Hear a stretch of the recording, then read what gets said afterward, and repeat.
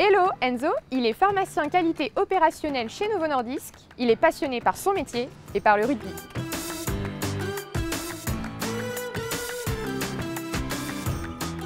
Et dis-moi, qu'est-ce que tu fais sur le site de Chartres? Alors moi je suis pharmacien industriel. Ici on produit majoritairement de l'insuline. Mais grosso modo je vais faire deux choses. Je vais d'abord être l'expert qualité, c'est-à-dire que je produis mon insuline. Est-ce que je les produis conformément en fait aux règles, à tous nos standards et puis en fait produire de la qualité. Et la deuxième chose c'est, il se passe un événement qualité en zone.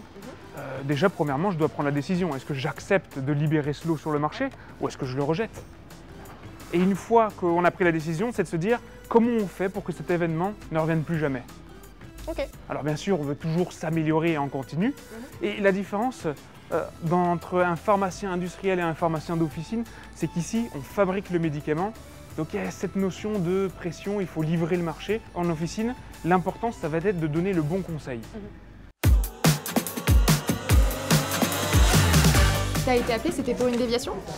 Pas cette fois, alors là c'est pour donner mon expertise qualité. Alors, en tant que pharmacien, on me pose la question, bon, il nous manque une pièce, elle n'est pas référencée, comment on va la décontaminer? Je te propose quelque chose, est-ce que toi tu attestes que ce que je propose est bon? Okay. Donc est-ce qu'on passe par la sauce de fumigation, est-ce qu'on passe par l'autoclave? Donc là je vais regarder là-dedans, puis je vais interviewer la personne pour savoir s'il n'y a pas un autre moyen de faire. Et en fonction des éléments que je vais avoir, je vais dire que là il n'y a pas de risque de contamination, donc on va pouvoir le faire rentrer ou non. En zone aseptique. En zone aseptique, exactement. Et je te l'avais dit déjà, Novo Nordisk, en fait c'est l'ambiance. Je ne suis pas tout seul pour faire ces décisions qui sont compliquées.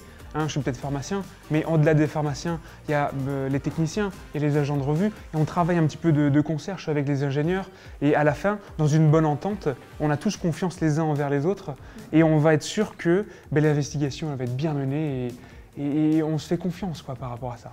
Et la confiance, c'est une valeur importante aujourd'hui chez nous. Sans ça, en fait, on n'avance pas. Sinon, si je dois tout le temps regarder mes arrières à chaque fois, on n'avance pas. On est une équipe au bout d'un moment.